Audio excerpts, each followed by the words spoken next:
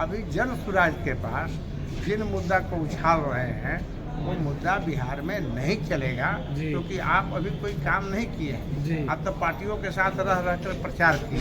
देश में जिस तरीके से विकास की माहौल माननीय मुख्यमंत्री नीतीश कुमार जी बनाए, अब बात बनाकर राजनीति में आने का रास्ता बंद हो गया है। नमस्कार, मैं हूँ फलक सिंह और आप देख रहे हैं आगाज एक्सप्रेस। और आज हम मौजूद है जेडीयू कार्यालय में, जहां पर हमारी मुलाकात जेडीयू के पूर्व मंत्री जय कुमार सिंह से होती है और चर्चा होती है एमएलसी के चुनाव को लेकर के, जो खासा झटका पड़ा है जेडीयू को।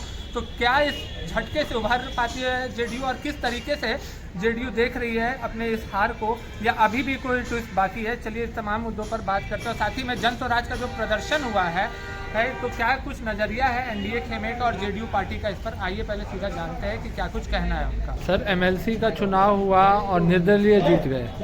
कहा जा रहा था जेडीयू और राजद के बीच में टकराव है, बट एनडीए का खेमा चौथे स्थान पर रहा। किस तरीके से देख रही है सर?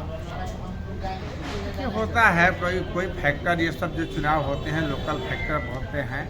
लोकल में अभी हम लोग के यहाँ नए उभरा हुआ नेता था, अभी नौजवान लड़का है और गए हैं, पहली बार आजमाए हैं अपना जोर का। पार्टी चूँकि इन दिनों राज्य स्तरीय कार्यक्रम में लगी थी, तो वही फोकसिंग में थोड़ा हम लोग को जरूर कमी रहा है। कहीं ना कहीं हम लोग देखेंगे जो फोकस करना चाहिए वहाँ पर हम लोग को जा करके कई कार्यक्रम इतना हुआ तो जो हमारे बड़े नेता सभी इन्वॉल्व हो गए राज्य स्तरीय कार्यक्रम में, तो ये एक कमी हम लोग को है। लेकिन और भी समीक्षा करेंगे। निर्दलीय चुनाव जीता है कि दो हस्ती लड़ता है तो ऐसे कई देखने को मिल जाता है कि दो बड़े हस्ती लड़ते हैं तो दूसरा बीच से निकल जाता है, तो कोई बात नहीं है। सब चलते रहता है एमएलसी के चुनाव में। कहीं ना कहीं हम लोग के फोकसिंग करने में और वहाँ पर हम लोग को प्रभावशाली नेताओं को ले जाने में जरूर कहीं ना कहीं जन स्वराज भी बढ़िया प्रदर्शन किया है। क्या कहना चाहेंगे? नई पार्टी आई है और चुनाव में भी देखने को मिला। जन स्वराज का तो हम लोग देख रहे हैं परफॉर्मेंस। 2 साल 2.5 साल से जमीन पर हैं। मीडिया के लोगों ने इतने उछाला कि पूरी लगा कि सरकारें बन जाएगा बिहार में, लेकिन वो परफॉर्मेंस दिख, जितना मेहनत किए हैं वो परफॉर्मेंस दिख नहीं रहा है, वो दिख नहीं रहा है। जन स्वराज के कार्यकर्ता कह रहे हैं कि अच्छी सीट लेकर के आएंगे 2025 के विधानसभा चुनाव में। वो चुनाव की आगाज आप लोग देख चुके हैं, संकेत मिल गया कि अभी प्रधान जी आप ही मेहनत कीजिए। बिहार की राजनीति सिर्फ बातों से नहीं चलती है। बिहार की राजनीति में जो पहले की जो सीन है, कुछ किया हुआ काम है नीतीश कुमार जी का, उसको हटा करके अभी कोई नया नेतृत्व पैदा कर देना बड़ी मुश्किल काम है। देश में जिस तरीके से विकास की माहौल माननीय मुख्यमंत्री नीतीश कुमार जी बनाए, अब बात बनाकर राजनीति में आने का रास्ता बंद हो गया है। और जो विकास करेगा वही आएगा। देखिए एनडीए की सरकार, चाहे वो भाजपा की हमारी देश स्तर पर सरकार हो या राज्य स्तर पर, परफॉर्मेंस क्या है? विकास है जी। और हर क्षेत्र में विकास, यानी कि अत्यधिक विकास किया है। और उस मुद्दे में नीतीश कुमार जी को बिहार जो बनाए हुए हैं उसको हम लोग अभी आधुनिक बिहार कहते हैं। अब आधुनिक बिहार हमारे पास मुद्दा है, लोगों के पास जाने का रास्ता है। मैं बिहार को सुंदर बनाया हूँ, स्वर्णिम बनाया हूँ, बेहतर बनाया हूँ। अभी जन स्वराज के पास जिन मुद्दा को उछाल रहे हैं वो मुद्दा बिहार में नहीं चलेगा, क्योंकि आप अभी कोई काम नहीं किए हैं। आप तो पार्टियों के साथ रह रहकर प्रचार किए।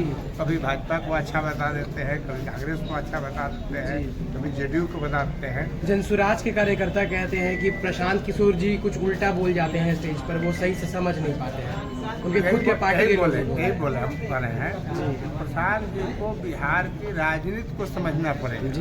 देखिए, प्रचार का एक स्लोगन दे देना जी और राजनीति में आकर के अपनी विधायकों को जिता देना जी, ये दोनों में बहुत बड़ी फर्क है। प्रचार करना और किस मुद्दे पर सरकार बनाना है, जीतना है, उसमें बहुत बड़ी फर्क है। सलाहकार रह चुके हैं, फिर भी आप ऐसा कह रहे हैं कि उनसे नहीं। देखिए, सलाहकार हैं, देखिए हम सलाहकार की भूमिका में कह दीजिएगा जी, हम अच्छे सलाह दे देंगे जी। लेकिन वर्किंग कल्चर यदि हम कहेंगे कि आपको क्रियान्वयन में आना है जी, तो कई काम गलत हो जाएगा। सर, एक आखिरी सवाल, आपने कहा कि बड़े बड़े राजनेता एनडीए खेमे से व्यस्त रहे थे, तो क्या जेडीयू का जो हार है एमएलसी में वो ओवर कॉन्फिडेंस का नतीजा है?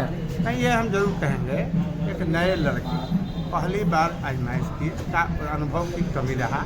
अंतराल बहुत ज़्यादा। एमएलसी के चुनाव और विधानसभा के चुनाव में भारी अंतर होता है। वहाँ कुछ खास लोगों वोटर होते हैं, वहाँ तक पहुँच नहीं पाए।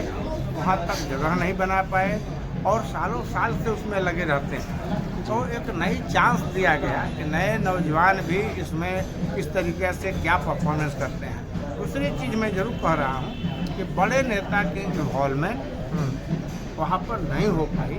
वहाँ का माननीय सांसद हैं वो तो लगे हुए थे, पूरी जोर से लगे हुए थे जी, लेकिन बाकी जो नेता हैं वो हमको लगता है कि उनको ठीक से उनको स्पेस नहीं दिया गया, उनको नहीं लगाया गया क्योंकि राज्य के कई कार्यक्रम चल रहा था उसमें व्यस्त है। जी। ये वजह हो सकती जी धन्यवाद सर।